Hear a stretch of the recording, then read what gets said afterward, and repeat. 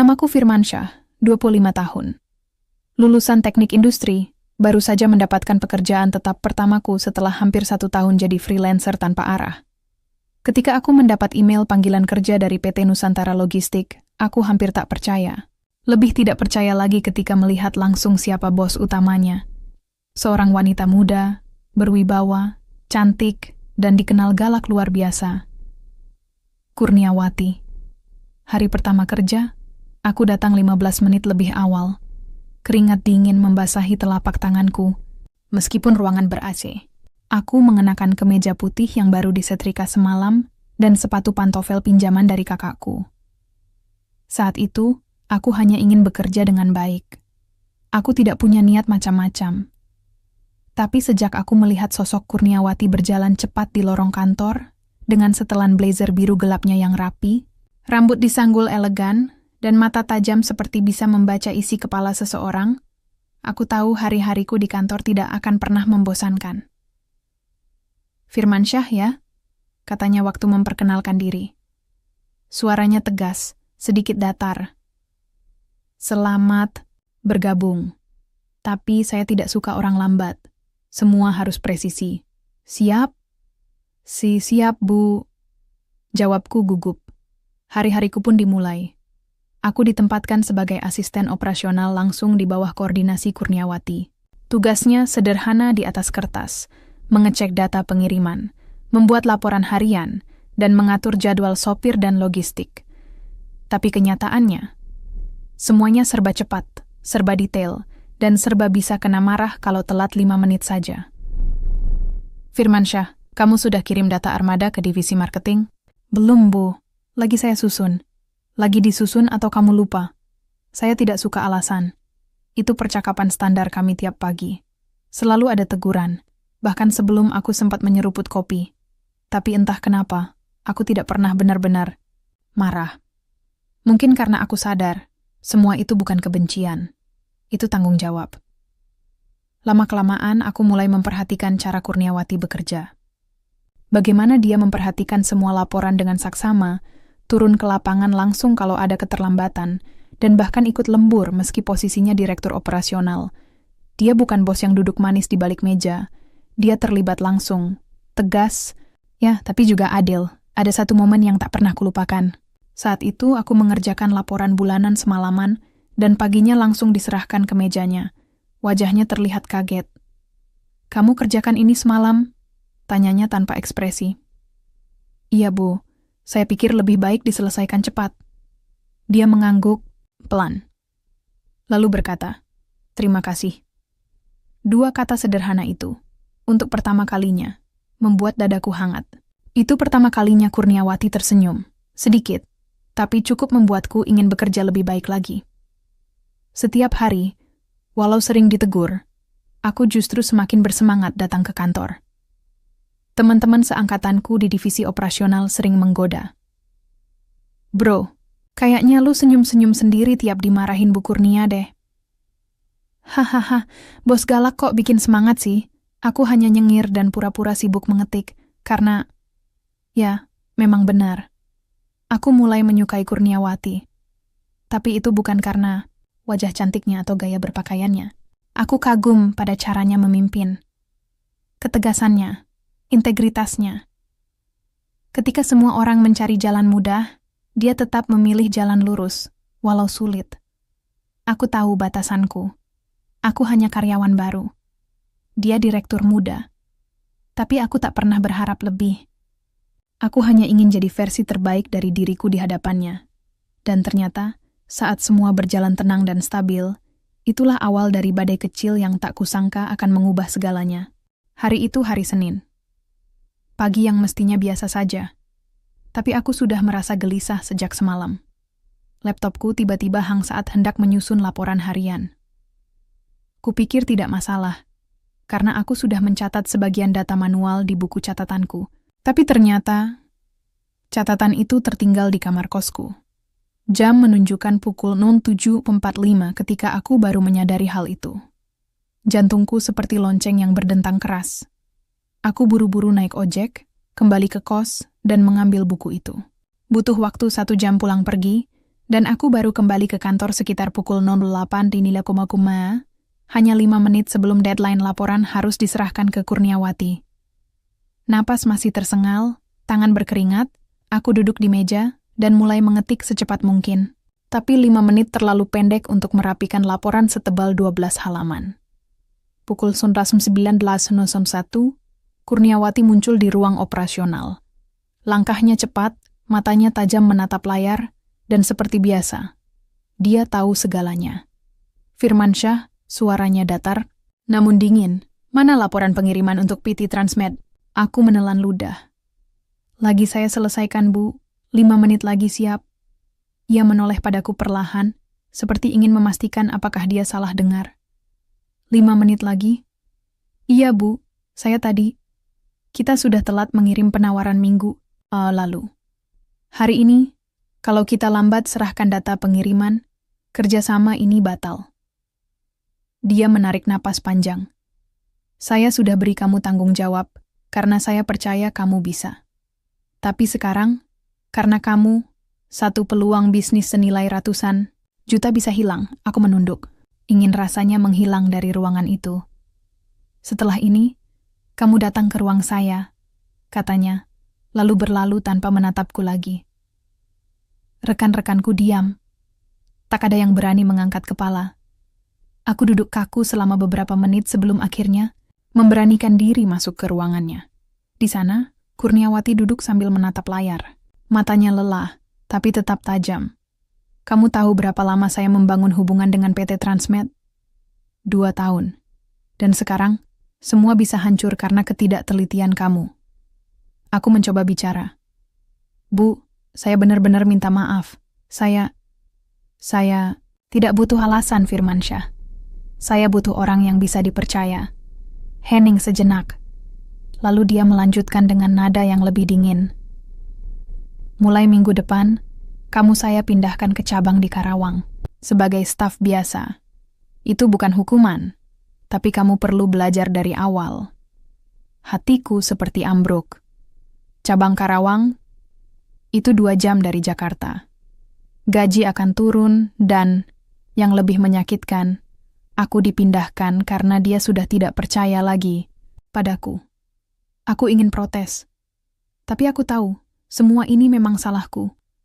Aku hanya bisa mengangguk perlahan dan keluar dari ruangannya dengan kepala tertunduk. Hari itu aku pulang lebih cepat dari biasanya. Di halte bus, aku duduk sendiri, menatap langit, mendung yang terasa sejalan dengan suasana hatiku. Apa aku terlalu percaya diri? Apa aku sudah terlalu nyaman hanya karena mulai merasa dekat dengannya? Atau memang sejak awal aku tak pernah benar-benar punya tempat di dekatnya? Sesampainya di kos, aku tidak bisa tidur. Aku menatap langit-langit, teringat semua prosesku dari awal. Semua kerja keras yang mulai kulakukan, semua semangat yang kurasa setiap pagi, semua hal kecil, tatapan matanya saat aku berhasil, senyumnya meski hanya sesaat, bahkan nada suaranya yang dingin tapi jujur. Dan yang paling menyakitkan, aku bukan hanya kehilangan kesempatan di kantor, aku merasa kehilangan dia. Keesokan, harinya aku datang ke kantor seperti biasa, meski hatiku sudah tidak utuh. Kutemui satpam yang biasa menyapa pagi-pagi. Namanya Pak Seno, usia 50-an, sering memberi wejangan kecil. Kenapa lemes banget, Man? Tanyanya. Aku menghela napas. Kayaknya saya akan dipindah, Pak. Gagal jadi orang kepercayaan. Pak Seno diam sebentar. Lalu berkata dengan suara berat. Kalau kamu benar-benar menghargai dia, jangan pergi saat dia kecewa. Buktikan kamu pantas. Ada di sini. Kalimat itu menancap dalam. Di tengah keputusasaan, kata-kata itu seperti setitik cahaya. Aku pulang malam itu dengan satu pikiran. Aku tidak akan menyerah.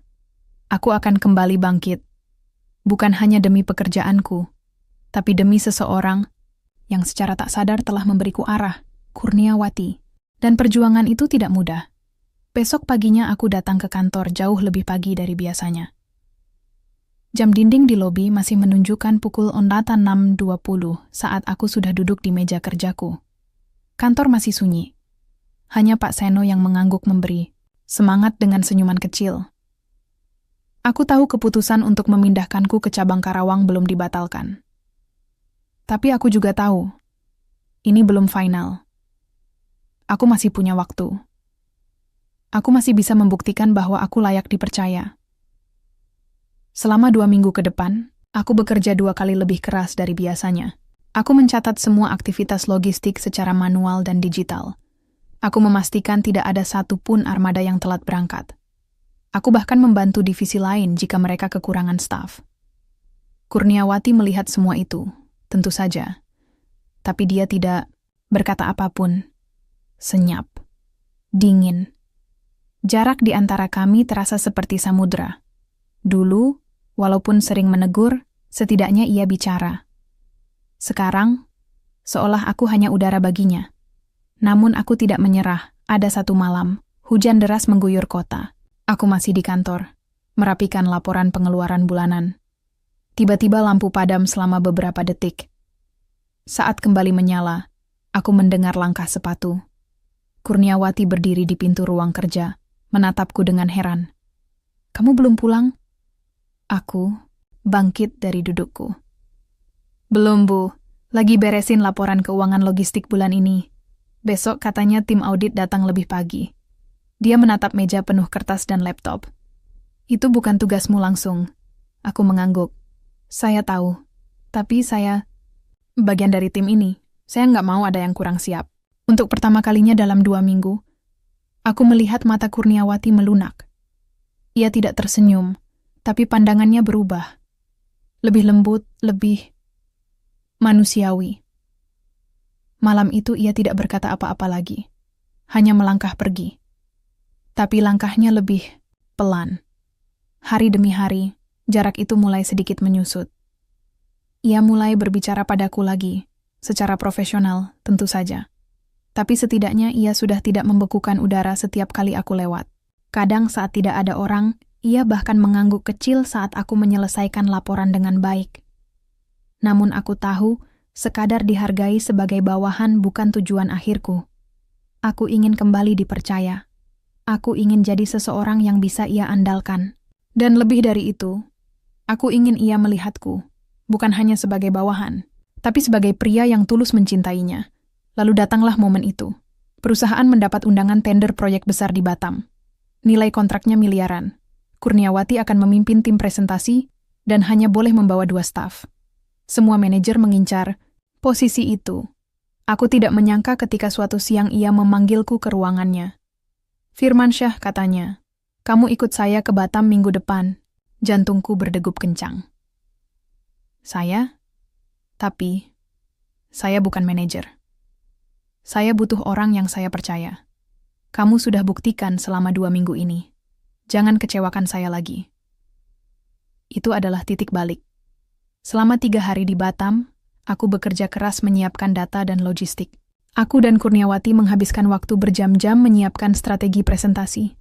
Kami mulai berbincang lagi, bukan hanya soal pekerjaan, tapi tentang hal-hal kecil, tentang makanan favorit, tentang masa kecil, bahkan tentang mimpi.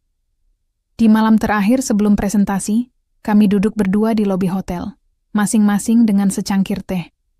"Kenapa kamu tidak menyerah waktu saya marahi?" Tanyanya tiba-tiba. Matanya menatap jauh. Aku terdiam sebentar, lalu menjawab pelan. "Karena saya tahu, saya yang salah, dan saya nggak mau orang yang saya kagumi kehilangan kepercayaan karena satu kesalahan." Ia menoleh. "Kamu kagumi saya?" Aku tersenyum kaku. Dari awal, tak ada respons, hanya keheningan. Tapi dalam diam itu, ada sesuatu yang terasa hangat. Keesokan harinya, presentasi berjalan lancar. Klien terlihat puas. Kurniawati bahkan memujiku di depan tim, hal yang langka terjadi. Saat kami kembali ke Jakarta, hubungan kami sudah tidak seperti sebelumnya. Aku masih bawahannya. Tapi kini, kami mulai seperti 2 rekan yang saling percaya. Hingga suatu malam, saat aku lembur sendirian di kantor, Kurniawati masuk dan meletakkan kotak makan di mejaku. "Kamu belum makan, kan?" katanya, duduk di seberang meja. Aku terkejut. "Ini buat saya?" Kalau kamu sakit gara-gara kerja terus, siapa yang bantu saya urus semua laporan? Kami makan bersama di ruang rapat kecil malam itu. Tak banyak kata, tapi aku tahu, tembok itu sudah mulai runtuh. Dan di detik-detik itu, aku yakin untuk pertama kalinya, Kurniawati melihatku. Bukan lagi sebagai anak baru yang ceroboh, tapi sebagai seseorang yang perlahan menembus benteng hatinya. Namun kebahagiaan itu belum berarti akhir dari segalanya, karena setelah semua upayaku, aku harus menghadapi satu pilihan yang lebih sulit daripada sekadar dipindahkan. 3 bulan setelah keberangkatan kami ke Batam, segalanya terlihat lebih cerah.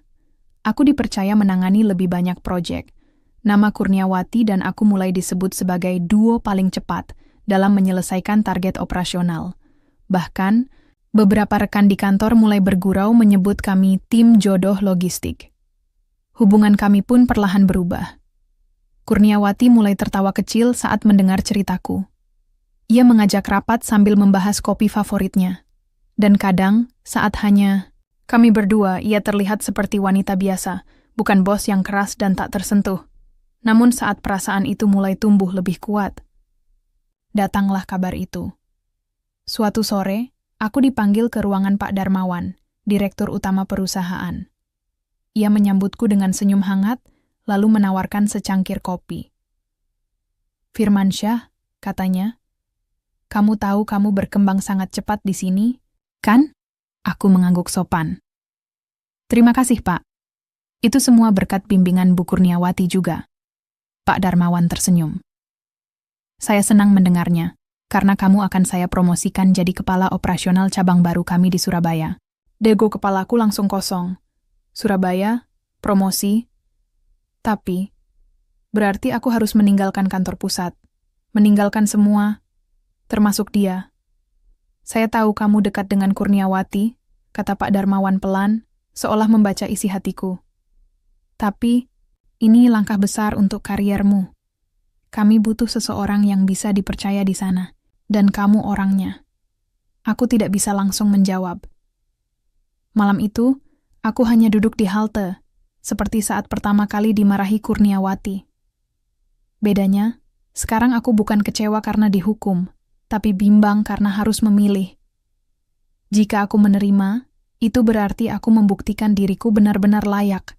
Tapi aku harus pergi jauh dari Kurniawati, di saat semuanya baru mulai tumbuh. Jika aku menolak, maka semua usahaku mungkin sia-sia. Reputasi yang kubangun bisa runtuh karena dianggap menolak tanggung jawab. Aku pulang dengan kepala berat, dan tanpa sadar, pesan singkat masuk di ponselku. "Kurniawati." Besok pagi sempat ngobrol sebentar, di balkon lantai atas. Keesokan paginya kami bertemu di balkon kantor yang jarang dipakai. Angin pagi Jakarta membawa udara lembut yang terasa kontras dengan hatiku yang sedang berkecamuk. "Aku dengar kamu ditawari posisi kepala operasional di Surabaya," katanya langsung, tanpa basa-basi. Aku menatapnya, mencoba membaca raut wajahnya. Tapi seperti biasa, Kurniawati terlalu pandai menyembunyikan perasaannya. "Ya, aku masih mikir," jawabku jujur. "Kenapa?" tanyanya cepat. Aku menghela napas. Karena aku takut kehilangan apa yang sudah mulai tumbuh di sini. Ia menatapku lama. "Kamu tahu, Firmansyah, selama ini aku berusaha menjaga jarak bukan karena aku tidak merasa apa-apa, tapi karena aku takut. Takut perasaan akan mengganggu profesionalisme. Takut rumor kantor. Takut kecewa. Aku hanya diam, menunggu kelanjutannya. Tapi selama 3 bulan ini, kamu sudah buktikan sesuatu. Kamu bisa profesional dan tetap tulus. Dan aku juga belajar satu hal. Apa? Bahwa perasaan tidak harus jadi penghalang kalau keduanya saling percaya. Aku terpaku. Kalau kamu merasa harus pergi, aku tidak akan menahan, katanya pelan. Tapi kalau kamu pergi karena aku, maka itu salah.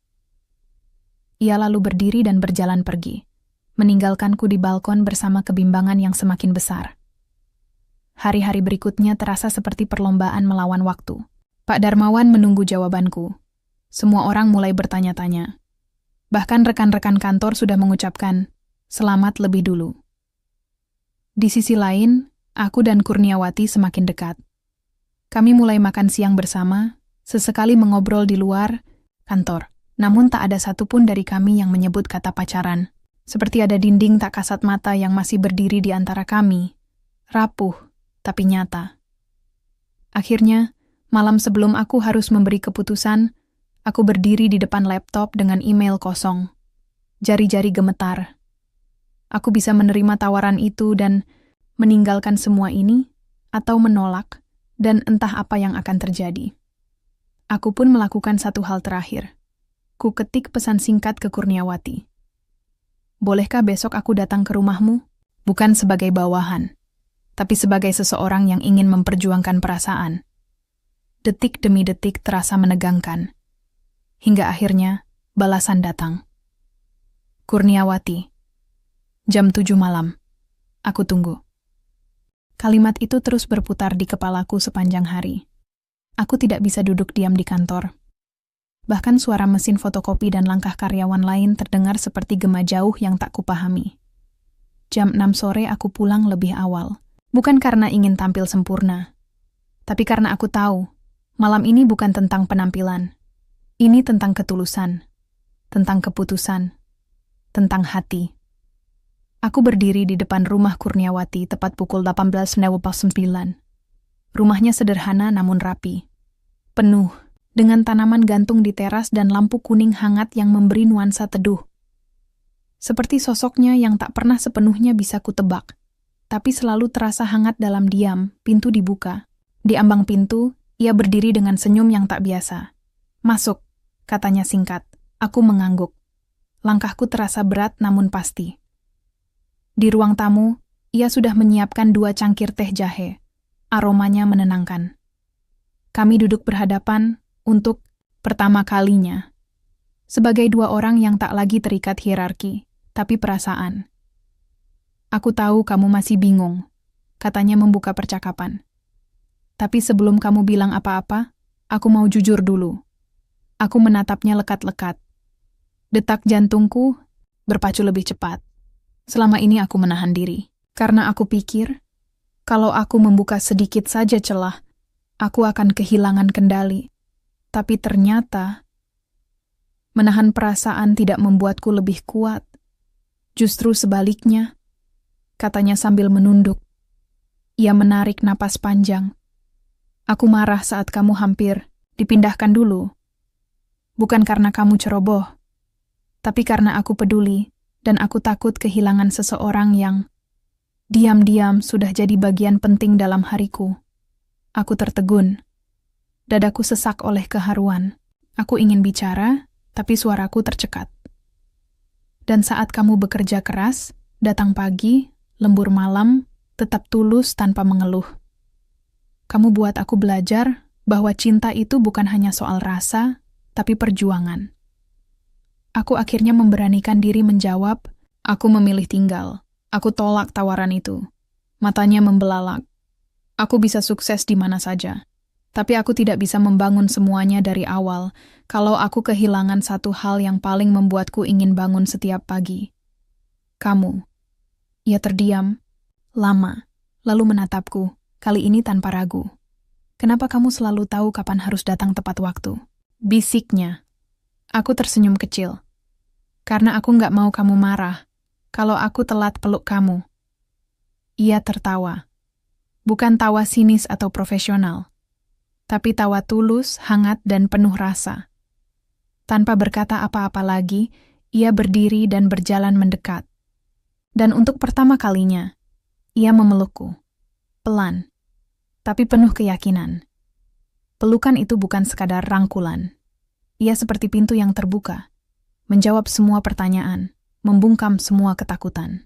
Di dadanya, aku mendengar denyut yang sama seperti yang bergetar di dadaku. Denyut yang selama ini hanya kami rasakan diam-diam. 3 bulan setelah malam itu, kami resmi pacaran. Tidak semua orang di kantor langsung tahu, tapi lambat laun, bisik-bisik mulai terdengar. Namun kami tidak peduli. Kami profesional saat bekerja, dan kami bahagia saat bersama. Itu cukup. 1 tahun kemudian, aku melamar Kurniawati di tempat yang sangat sederhana. Balkon kantor lantai atas, tempat kami pernah bicara, dengan mata penuh kebimbangan. Waktu itu aku takut kehilangan, kataku sambil berlutut. Sekarang, aku ingin memastikan kamu tidak akan pernah aku lepaskan. Air matanya jatuh tanpa ia sembunyikan, dan ia mengangguk sambil tersenyum dalam tangis. Aku sudah menunggu kamu, bahkan sebelum aku sadar aku butuh kamu. Pernikahan. Kami berlangsung hangat, penuh tawa dan bahagia. Karyawan kantor ikut hadir, banyak yang terharu melihat pasangan yang dulu katanya sering berselisih, kini bersanding sebagai pasangan suami istri. Dan 5 tahun kemudian, kami duduk di taman belakang rumah kecil kami, menyaksikan anak pertama kami, Dira, berlari mengejar kupu-kupu. Kurniawati duduk di sampingku, kini sudah tidak lagi menjadi atasan, tapi istri, ibu, dan sahabat terbaik dalam hidupku. Ia menyandarkan kepalanya di bahuku dan berbisik, "Dulu aku marah kalau kamu salah laporan. Sekarang aku marah kalau kamu telat peluk aku." Aku menatapnya sambil terkekeh. Sekarang aku punya 2 alasan untuk selalu pulang tepat waktu. Kami tertawa. Dan dalam pelukan itu, aku tahu, semua perjuangan, tangis, dan pengorbanan itu tidak sia-sia. Karena akhirnya, aku tidak hanya menaklukkan tantangan, tapi juga menaklukkan hati seorang wanita luar biasa. Dira berlari sambil tertawa kecil, tertatih-tatih di antara rerumputan yang mulai menguning. Sinar matahari sore menyentuh pipinya yang kemerahan, dan untuk sesaat, waktu seolah berhenti. Aku menoleh ke arah Kurniawati, yang masih bersandar di bahuku, matanya tertuju penuh cinta pada anak kecil yang menjadi saksi hidup dari perjalanan panjang kami. Ada masa ketika pelukan ini hanya khayalan, ketika aku hanya bisa menatap punggungnya dari meja sebelah, sambil menghindari teguran yang bisa muncul kapan saja. Tapi hari ini, pelukan ini menjadi kenyataan yang selalu aku syukuri. Perjalanan kami bukanlah cerita cinta yang mulus dari awal. Kami tidak berjumpa karena saling mencari, melainkan karena keadaan memaksa. Aku hanya staf biasa, dan dia adalah atasan yang tak mudah didekati. Tapi seperti hidup yang tak pernah bisa ditebak, cinta pun seringkali muncul di tempat yang paling tak masuk akal. Aku masih ingat hari-hari pertama kami bekerja bersama. Teguran demi teguran seolah jadi sarapan pagi. Ia tak pernah memberikan celah. Aku sempat membenci caranya memperlakukan aku seperti anak kecil yang tak tahu apa-apa. Tapi, ternyata cinta kadang memang menyamar sebagai ujian. Dan lewat ujian-ujian, itu aku belajar bertumbuh. Belajar untuk tidak menyerah saat dimarahi. Belajar bahwa jika seseorang terlihat dingin, belum tentu hatinya tak bisa menghangat. Semua konflik itu, semua pertengkaran, justru menjadi fondasi. Karena tanpa rintangan, kami takkan tahu seberapa dalam rasa yang kami miliki. Tanpa jarak, kami takkan tahu betapa berharganya kebersamaan. Aku juga belajar bahwa cinta yang baik bukan hanya soal rasa manis di awal, tapi tentang siapa yang tetap bertahan saat hidup menuntut keputusan paling sulit. Saat aku diberi pilihan antara karier atau perasaan, aku memilih yang tidak bisa digantikan. Dia. Kurniawati bukan wanita sempurna. Ia keras kepala, ambisius, dan terlalu logis dalam banyak hal. Tapi ia juga sosok yang tahu bagaimana mencintai tanpa banyak kata.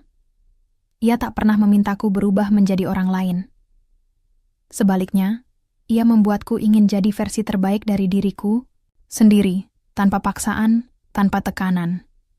Kini, rumah kecil kami penuh dengan gelak tawa, mainan berserakan, dan secangkir teh jahe di sore hari. Sesekali, kami masih berbicara soal proyek, logistik, dan strategi pemasaran. Tapi di antara semua, percakapan itu, selalu ada satu hal yang tak berubah. Cara kami saling memandang, dengan rasa syukur karena pernah saling menemukan, di tengah kesibukan yang tak pernah ramah. Aku masih ingat, saat Kurniawati hamil Dira, aku memutuskan untuk membuka usaha sendiri. Ia mendukung penuh. Ia bahkan rela mundur dari posisi puncaknya untuk membantu dari rumah. Bersama, kami membangun perusahaan kecil di bidang logistik yang kini mulai dikenal. Dan hari ini, Saat Dira berulang tahun keempat, kami baru saja menandatangani kontrak besar pertama kami, sebuah proyek nasional. Bukan karena kami hebat, tapi karena kami percaya bahwa membangun sesuatu bersama dimulai dari membangun kepercayaan dalam hubungan. Malamnya, setelah Dira tidur, aku dan Kurniawati duduk di teras belakang, memandangi langit yang penuh bintang. Aku menggenggam tangannya. Tangannya masih sama, tegas tapi hangat. Tangannya yang dulu menunjuk-nunjuk kesalahan aku di laporan harian, kini menggenggam tanganku sebagai suami yang ia pilih. Ia menoleh dan berkata pelan, "Kamu tahu, Fir, dulu aku pikir aku akan jadi wanita karier seumur hidup, tidak menikah, tidak punya anak. Tapi setelah semua ini, aku sadar, aku tidak kehilangan apapun. Justru aku menemukan semuanya." Aku tersenyum, lalu mencium tangannya. Dan aku dulu cuma ingin bisa bertahan kerja di kantor itu. Tapi ternyata, Tuhan memberiku hadiah lebih besar dari yang pernah aku bayangkan. Ia tertawa kecil. "Cinta memang lucu, ya?" "Cinta memang kerja keras," jawabku. "Tapi saat pelukannya tepat, kamu nggak akan pernah mau datang terlambat lagi." Kami tertawa bersama. Malam itu, kami tak banyak bicara. Karena ada saatnya kata-kata tidak lagi dibutuhkan. Cukup duduk berdua, dalam diam yang penuh makna. Cinta tidak selalu hadir dalam bentuk yang lembut. Kadang ia datang sebagai teguran, bentakan, bahkan perbedaan pandangan. Tapi jika dua orang sama-sama berjuang, cinta itu akan berubah jadi kekuatan. Firmansyah dan Kurniawati bukan pasangan yang sempurna, tapi mereka saling memperbaiki. Mereka tidak memulai dari cinta pada pandangan pertama, melainkan dari saling kesal, kemudian saling kagum, hingga akhirnya saling memilih. Karena pada akhirnya, cinta bukan tentang siapa yang datang paling cepat, tapi siapa yang bertahan dan tidak pernah datang terlambat. Dan kini, pelukan yang dulu hanyalah mimpi, telah menjadi rumah yang tak pernah aku ingin tinggalkan.